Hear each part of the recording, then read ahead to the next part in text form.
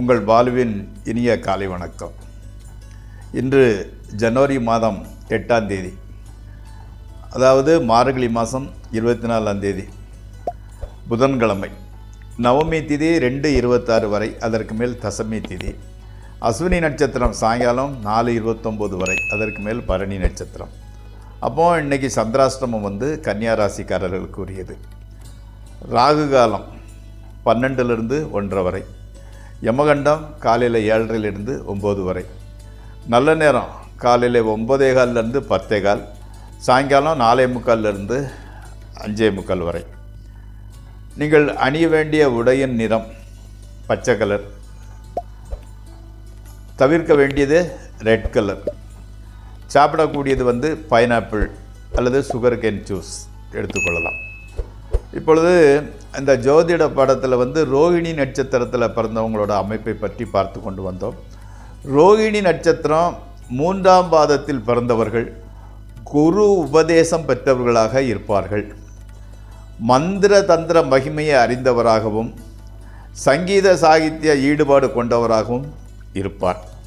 அவங்க எப்படின்னா உயர்கல்வி கற்றவராக விளங்குவார். அதாவது ஹையர் எஜுகேஷனை விட கம்ப்ளீட் பண்ணியிருப்பார். ஆடை அணிகள் ஆபரணம் மிக்கவராகவும் கூட்டு குடும்பத்தில் கருத்து வேறுபாடு உள்ளவராகவும், அவருக்கு தனியாக எடுக்க தான் பிடிக்கும். கூட்டு குடும்பங்கிறது அவருக்கு பிடிக்காது. அது கருத்து வேறுபாடு உடையவராகத்தான் இருப்பார். வருமானம் நிலம் அற்றவராகவும், அந்த யோகங்கிறதே கிடையாது. பெர்மனண்டான வருமானமும் கிடையாது. ஒரு நிலம், அதனால தோட்டம் விவசாயம் அந்த மாதிரி யோகமும் கிடையாது. அந்த மாதிரிப்பட்டவராக இருப்பார். நண்பர்களே, இப்பொழுது நம்ம ராசி பலன் நிகழ்ச்சிக்குள் செல்வோம். இந்த ராசி பலன் நிகழ்ச்சி உங்களுக்கு பயன்படுமாயின் அதை சப்ஸ்கிரைப் செய்யவும், நண்பர்களுடன் பகிர்ந்து கொள்ளவும். இந்த உங்களோட ஜாதகத்தினை பற்றி விரிவாக, அது ப்ரொஃபஷனாக இருந்தாலும் சரி, அல்லது திருமண வாழ்க்கை, பிள்ளைங்க, பண வரவு செலவு, அரசியல் ஈடுபாடு, சினிமா துறையில் முன்னேறலாமா, ஜெயிக்கலாமா, எதை பற்றி வேண்டுமென்றாலும் அறிய வேண்டுமென்றால் 9740846466 இந்த நம்பருக்கு ஃபோன் செய்து அப்பாயின்மெண்ட் வாங்கி கொள்ளுங்கள். அதை பற்றி விரிவாக தெரிந்து கொள்ளலாம். இப்பொழுது நம்ம ராசி பலன் நிகழ்ச்சிக்குள் செல்வோம். மேசராசிக்காரங்கள் இன்றைக்கி காரணம் இல்லாமல் என்ன காரணம்னே தெரியாது கெட்ட பெயர் ஏற்பட வாய்ப்பு உள்ளது. தாயாருக்கு ஸ்கின் அலர்ஜி, கால்வலி போன்ற பிரச்சனைகள் உண்டாகின்றன, ஜாஸ்தியாக இருக்கின்றன. எதிர்பார்த்த இடத்திலிருந்து வர வேண்டிய உதவி இன்னும் சேரவில்லை. ஆனால் கூட எதிர்பாராத இடத்துலேருந்து உதவி கிடைக்கிறது. எதிர்பார்த்த இடத்துலேருந்து வராவிட்டால் கூட எதிர்பாராத இடத்துலேருந்து உதவி கிடைக்கிறது. அடுத்து ரிஷபராசி. தந்தையின் உடல்நிலை சற்று டல்லாக இருக்கின்றது, பாதிக்கப்படுகிறது. உண்மையை சொல்லணும்னா ஒரு மன அமைதிங்கிறது கொஞ்சம் குறைவாக இருக்கிறது. வண்டி வாகனம் ரிப்பேர் ஏற்படுகின்றது. வீட்டின் மூலம் வர வேண்டிய பணம் வர தாமதமாகின்றது.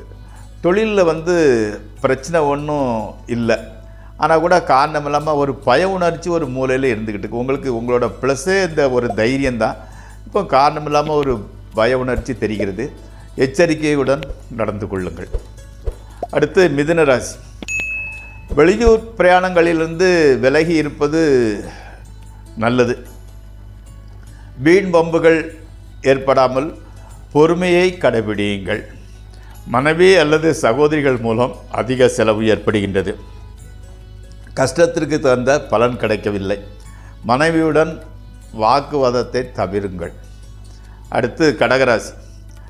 மறைமுக எதிர்ப்புகள் குறைகின்றன.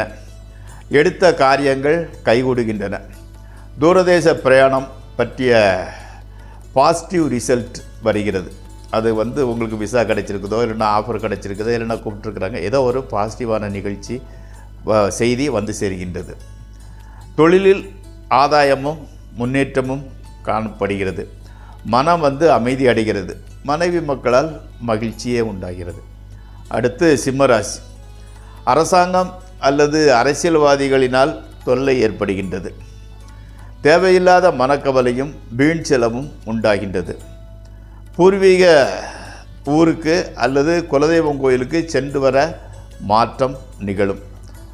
வீட்டிற்குள் மகிழ்ச்சியான சூழ்நிலையே நிலவுகிறது. ஒன்றும் பாதிப்புகள் எதுவும் இல்லை. அடுத்து கன்னியராசி.